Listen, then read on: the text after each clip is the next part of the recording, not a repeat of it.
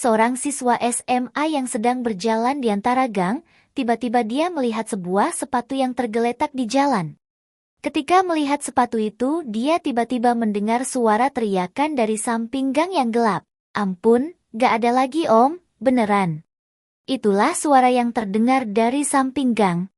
Karena penasaran dia pun menengok ke arah gang tersebut. Dengan ekspresi terkejut, ternyata dia melihat sebuah perampokan di dalam gang itu.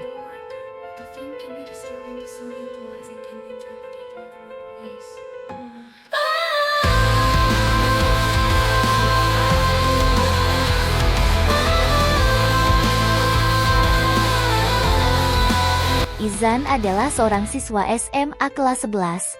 Dia tidak ingin berurusan dengan orang lain. Bahkan tidak ingin membantu orang lain, karena dia selalu ingin hidup aman dan tentram di zona nyamannya.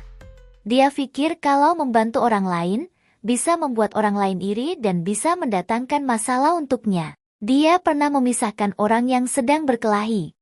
Malah dia yang babak belur. Dia pernah memungut barang orang yang terjatuh, malah dia yang dianggap sebagai pencuri. Hari demi hari berlalu, akhirnya dia pun tidak peduli dengan orang lain. Selama tidak ada yang mengusik zona nyaman dia, pada akhirnya, dia sudah tidak memperdulikan orang lain lagi, dia sudah lelah dengan berbuat baik kepada orang lain, sementara dia tidak mendapatkan apapun.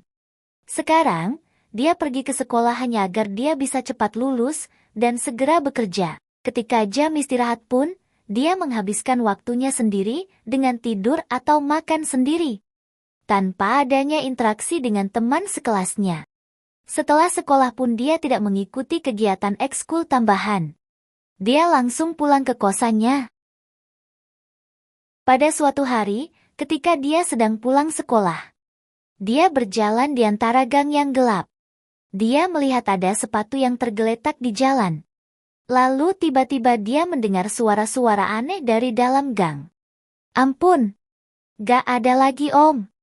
Beneran." Itulah suara yang dia dengarkan. Dengan sedikit takut dan penasaran, dia memberanikan diri untuk melihatnya. Ternyata dia sedang melihat perampokan. Entah kenapa, hati kecilnya tergerak untuk menolong korban perampokan. Namun, tubuhnya tidak bisa bergerak. Dia bingung harus bagaimana. Hatinya ingin menolong, tapi tubuhnya menolak untuk bergerak. Dia pun terdiam. Terjadi konflik batin dalam dirinya. Antara ingin menolong atau kabur. Antara takut atau mengikuti kata hatinya. Dia benar-benar kebingungan. Izan yang sudah tidak peduli dengan orang lain. Tiba-tiba hatinya tergerak ingin menolong pada situasi tersebut. Dia benar-benar kebingungan.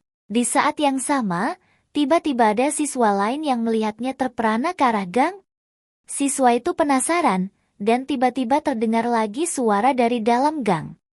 "Ampun!" Siswa itu pun melihat ke dalam gang. Siswa itu terkejut karena melihat perampokan. Dia langsung berlari untuk menolong korban, sambil berteriak, "Panggil polisi bang!" Siswa itu mencoba menolong korban. Lagi-lagi di sini Izan hanya diam. Dia masih terkejut dan kebingungan dengan situasi yang dia hadapi. Dia akhirnya menundukkan kepala dan berkata pada hatinya, "Ini bukan urusanku. Cuman tambah masalah saja. Gak ada gunanya." Tiba-tiba dia mendengar suara dan tawa dari dalam gang. "Sok jagoan lu. So jadi pahlawan.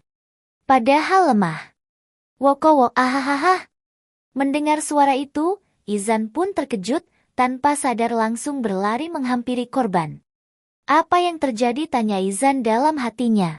Dia melihat dua orang perampok yang sudah mengalahkan siswa tadi.